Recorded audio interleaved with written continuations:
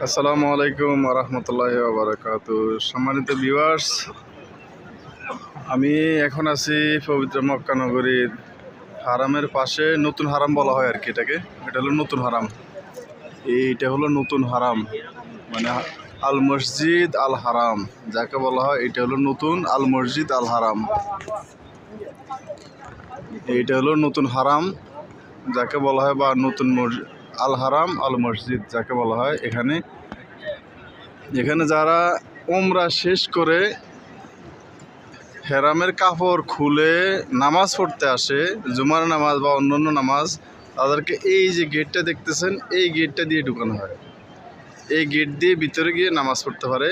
কিন্তু মূল কাবার ঘরে জুমার নামাজ পড়তে হলে হেরাম ফরা হাজিরা ছাড়া ঢুকতে পারে না।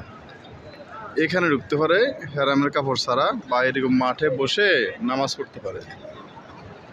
এই যেখানে এটা হলো মাগরিবের নামাজের পরের চিত্র। আজকে মাগরিবের নামাজের পরের এই চিত্রটা নতুন হারামের পাশে, সামনেই নতুন হারামের সামনে।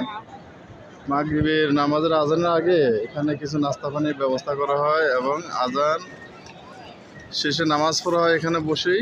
নামাজের পরে আবার কিছু লাল চা, দুধ চা, গাওয়া বা রুটি বা বিভিন্ন সামথিং খাবারের আয়োজন করে, যার যেভাবে মন চায় সেভাবেই। এখানে যে কেউ অংশগ্রহণ করতে পারে, যে কেউ খাইতে পারে। এখানে কারো কোনো বাধ্যবাধকতা নাই। আবার এখানে নামাজ পড়ে, এখানে বসে এশার নামাজের জন্য সবাই অপেক্ষা থাকে। যার অপেক্ষা করতে মন চায় অপেক্ষা করে, যার মন চায় না সে চলে যায়। এই হলো নতুন হারাম।